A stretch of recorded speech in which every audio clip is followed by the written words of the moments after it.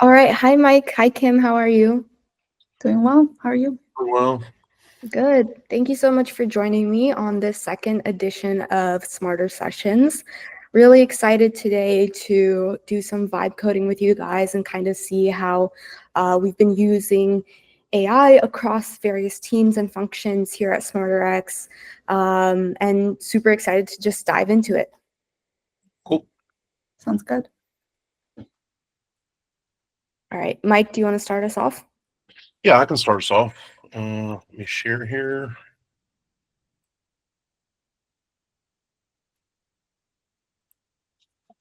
All right.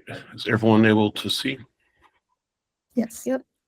So I use GPT on a daily basis to help me out with all sorts of tasks. And so I had a neat idea today to do to hook up to an API with the Consumer Product Safety Commission. They manage recalls and provide information on potentially dangerous products. And so I went to their website, and they have documents here for how to interact with their API. And they actually have a PDF here. And if you go through here, there's a lot of tech jargon in here. And, you know, obviously, if I were to go through this and read it line by line, it would take me quite a while. But with the magic of GPT, I can just take this document here and I can upload it directly into GPT.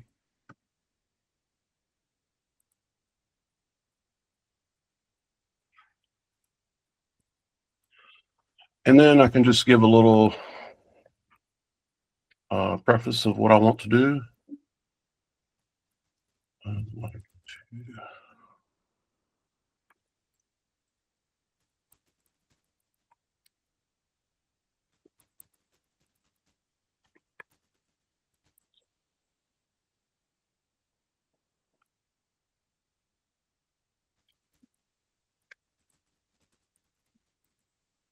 Products that have been recalled once per day. And you could probably do this a lot of different ways, but I'm going to be using Google Apps Script. So I'm going to indicate that to GPT.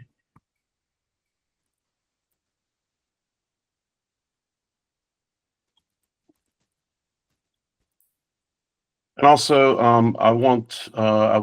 since we use Slack here at our company, I thought it'd be cool to have a little Slack channel where this would just post once a day to the Slack channel. So we're going to indicate that as well.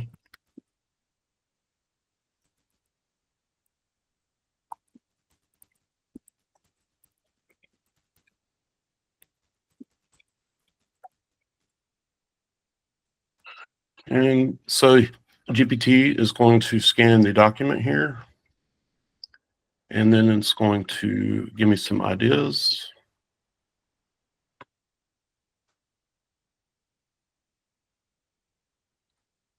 So you can see here, it's telling me how to set up the Slack, the Google Apps script code, which is JavaScript.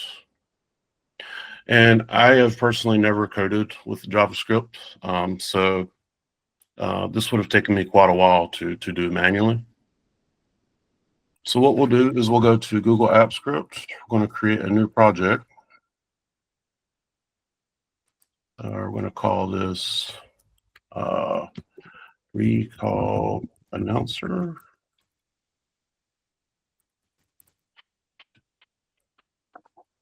And then from here, we can just take the code, copy that directly into the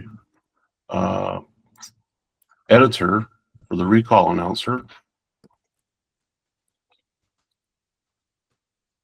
And we will have to give a app name. I'm going to create a new app in Slack.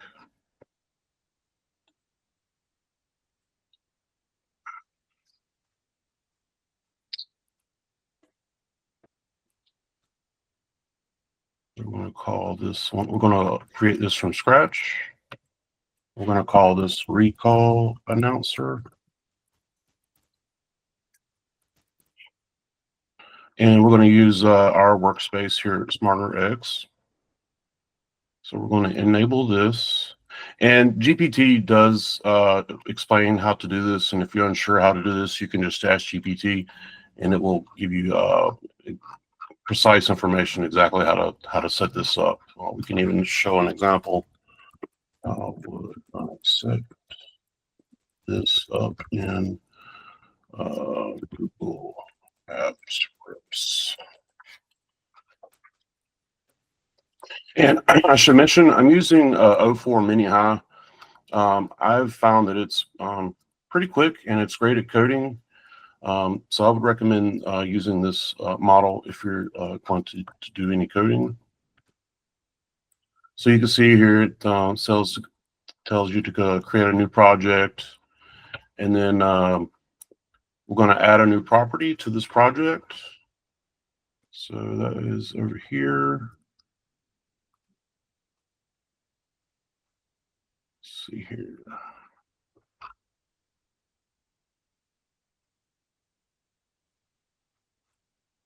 Add script property.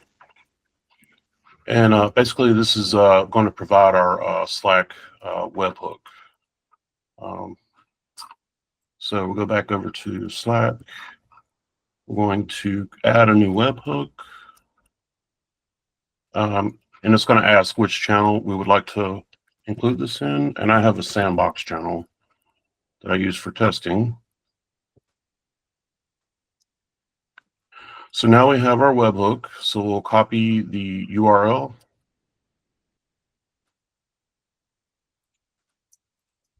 And then for the property, GPT has already created this in the code, and it is called Slack webhook URL.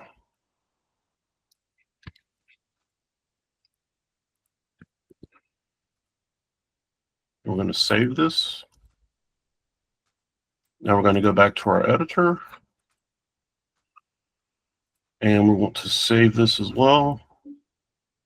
And now we're ready to test, I believe. So we can just do a quick, we're going to use this function, post daily recalls to Slack. And we're going to run it. Also, you have to authorize it.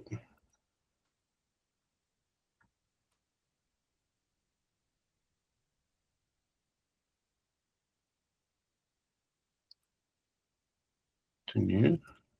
So this is like parsing that document or getting content from that URL in real time, parsing it, and then posting something. Yep, I just provided it the API documentation, and it knows all the nuts and bolts. I don't have to worry about any of the coding, syntax, or any of that.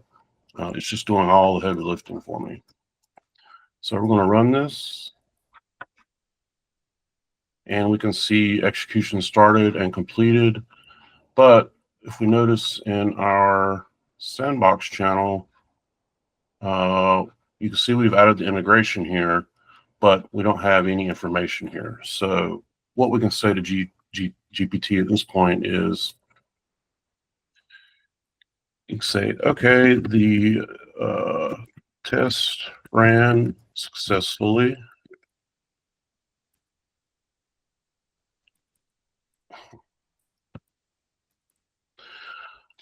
But I'd like to see a return in the Slack channel that no returns were found for today. And Mike, can anyone make apps on using the Slack API, or do you need? Yeah, this is my second app that I've made so far, and like I said, I've never really coded in JavaScript. I understand some of the syntax, but you know, with GPT, it just does everything for me. And one little trick I like to do here is also, you can tell GPT to, when posting changes to the code, always provide the full code. And what that does is I don't have to go in here and like, pick and choose and figure out where to shove this in here. So I just have it post back the full code base, and it makes it easier. Please post the full code change. But if you tell it beforehand, always show the full changes. It will do that from now on. So we're going to copy this and put it back in the recall announcer. We're going to save again, and we're going to run another test now.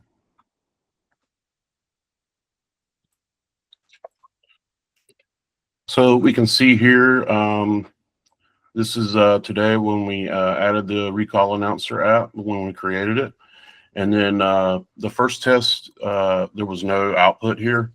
But after I asked GPT to put some text here, whether it found anything or not, it when we ran an execution, no recalls were found for today. So yeah, within what 6 minutes, we've got a full app integrated into Slack.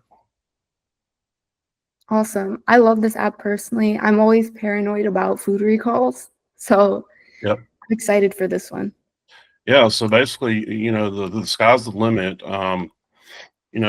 If a company that you want to track has a public API and they have information that's valuable to you, then you can set this up pretty easily with the help of GPT.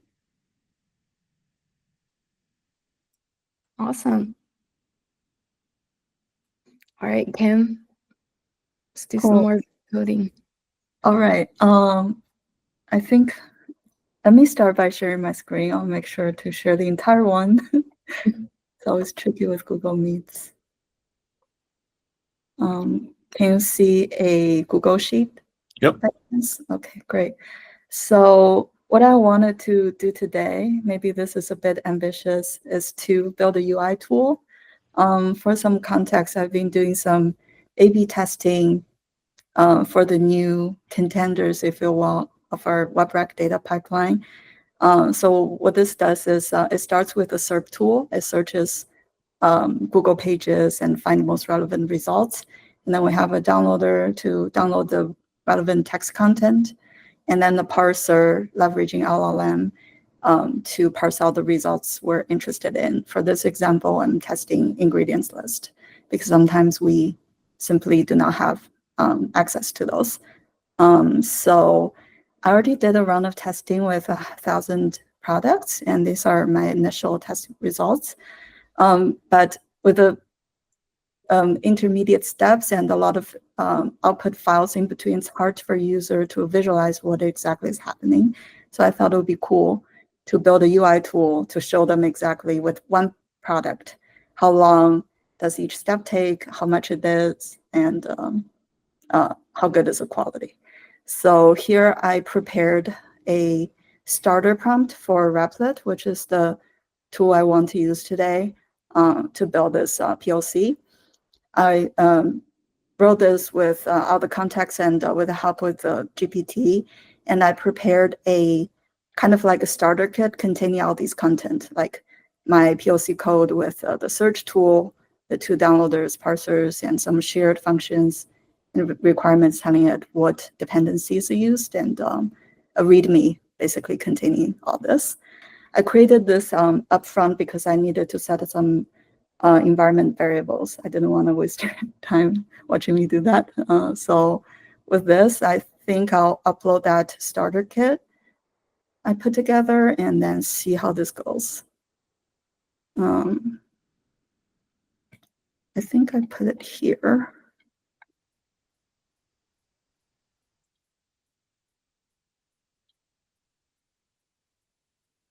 Maybe, oh, there it is. So all the things I mentioned earlier is in this zip file. Is it recommended to use a zip file? I didn't think about that. It seems like it might be quicker to upload it. Yeah, I thought about it too. I asked GPT, it says it's better. I don't know. First time trying this too, so we'll see. If it does, we'll upload that one by one. attached zip file with a README telling you exactly what to do with this project. In it, you'll also find, I'm just going to copy this portion, what I provided it.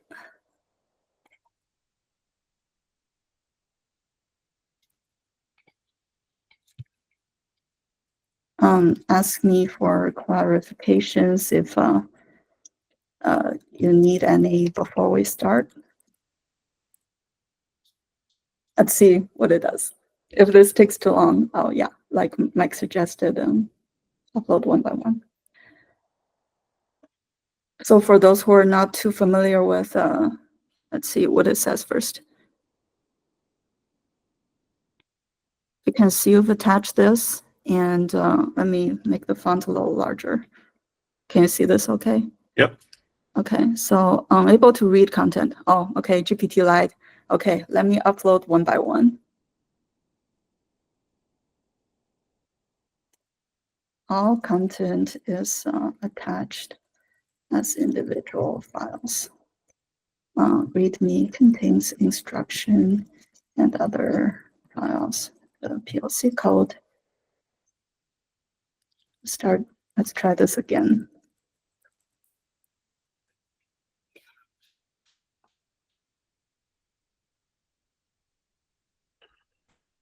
Okay, great. I guess pro tip for those using Replit, zip files will work. So let me analyze what you're building and create a plan. Okay, great. So it's doing some thinking. While it's doing this, I do want to touch on a couple of things I provided, like the goal, essentially a UI tool that would test each possible combination of the search tool, downloader, and parsers to tell us how long it takes, how cheap or expensive it is, and how good is the quality using the validator tool we have available. User would enter ingredients list and the search term. So it would go search, parse, reason, validate, and tell us how good the result is compared to the ingredients list we provided.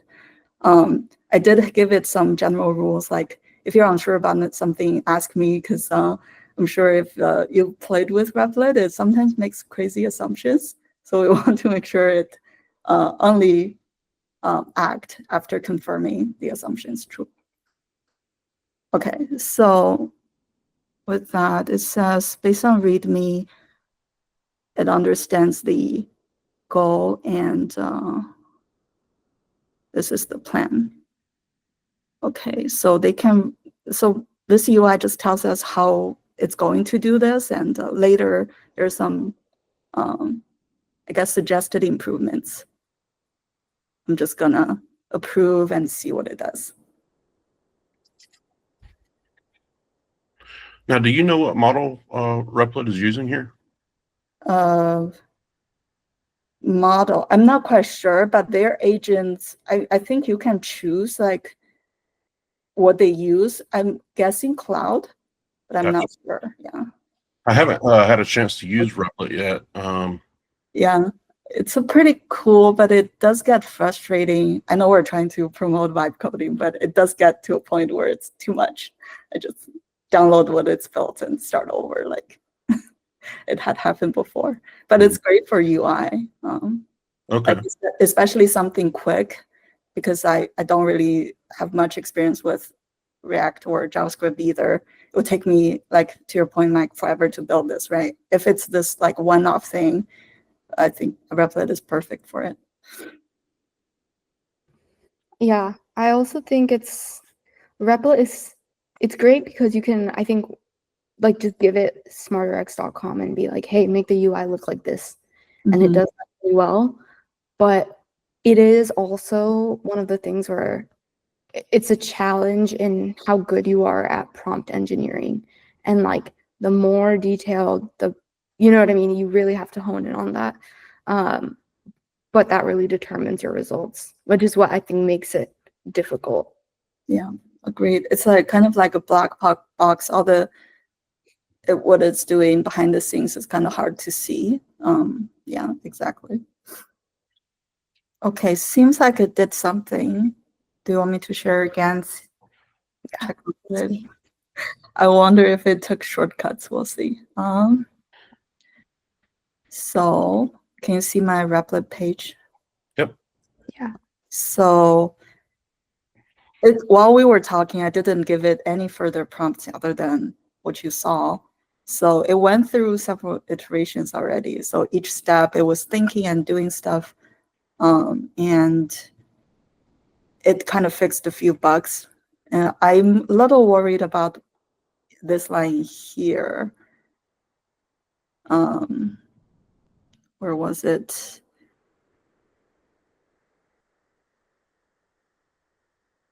Maybe it's gone. At some point, one thought I noticed was the orchestrator was too complex. Let me build a realistic mock data, something of those lines instead. So I wonder whether it actually did what we intended to do, but we'll test it out.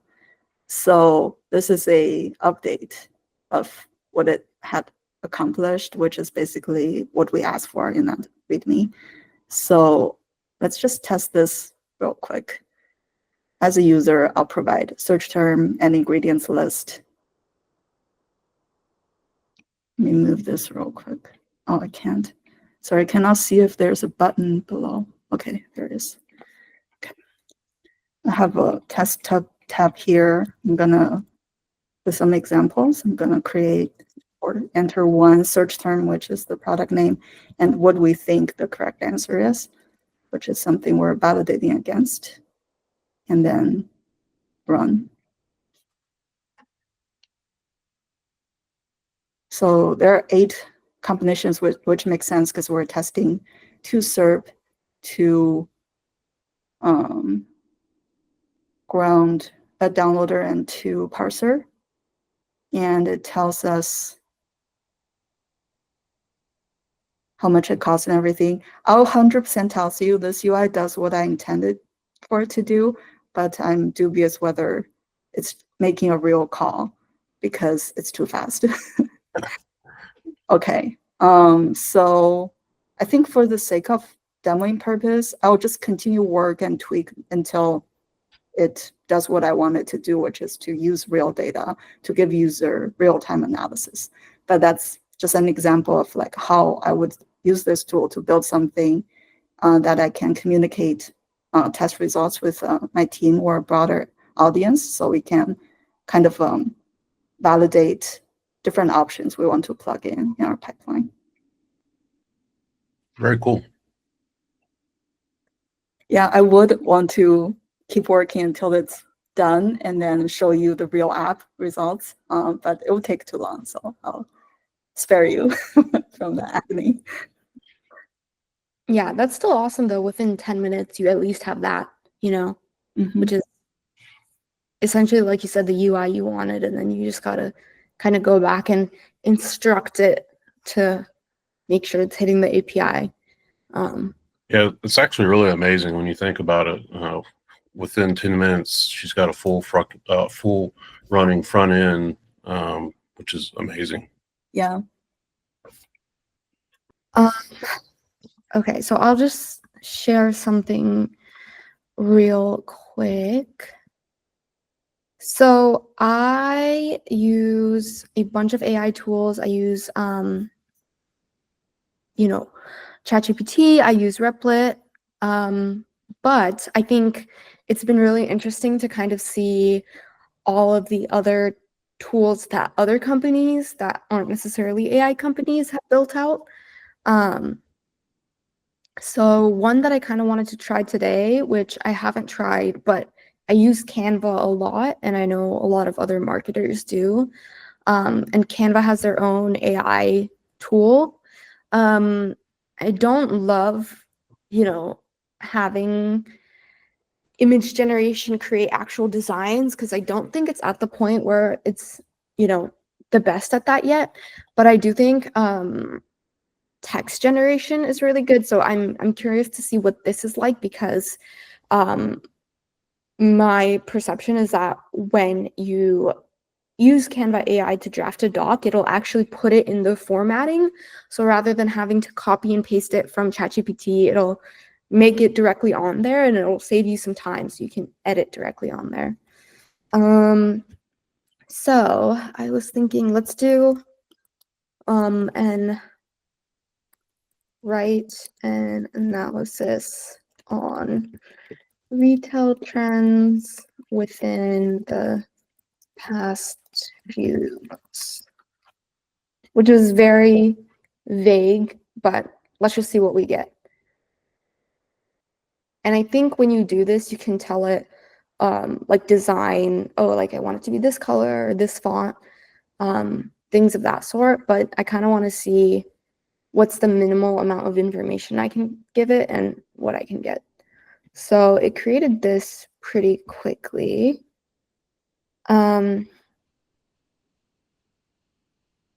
Which is pretty cool. And I think what's cool about this is you can edit it directly. There we go. So you can kind of like swap out the pictures, swap out the text. And I think that saves you a lot of time. I'm wondering what model they use that I'm also unsure of. But I think this is pretty cool. And so you're using this to create like newsletters and whatnot? Yeah, so I haven't used it before, but I think for this specifically, it seems like more of a one-pager. Let me see if I'm curious if it can provide sources, because I think that's something that ChatGPT does pretty well. But the key value in this is that when you're making it on ChatGPT, you still have to go back and like copy and paste and create the design, but this is creating the design, the spacing, everything for you. And how do you, does it allow you to download the end products as a PDF or another format? Yeah, you can download it as anything. So you can just edit any of the text. It's all set up, and then, download it as a PDF, PNG. It looks like, so this one, it was able to put in sources, which is great. These ones don't have sources, but it looks like they're all coming from this. So it's pretty interesting. Yeah, this is pretty cool. I don't feel like I have a artistic bone in my body, so something like this would be very helpful for someone like me. Yeah, I think it can be really helpful for, teams that are dealing directly with customers, and maybe they need to write up, changes in how to use products or hardware. And I think it can organize it really well. Cool. Awesome. Well, thank you so much. And stay tuned for the next session of Smarter Sessions. And thank you for sharing how you've been using AI to kind of automate your work on your teams. Absolutely. Thanks for having me. Thank you both. Thanks.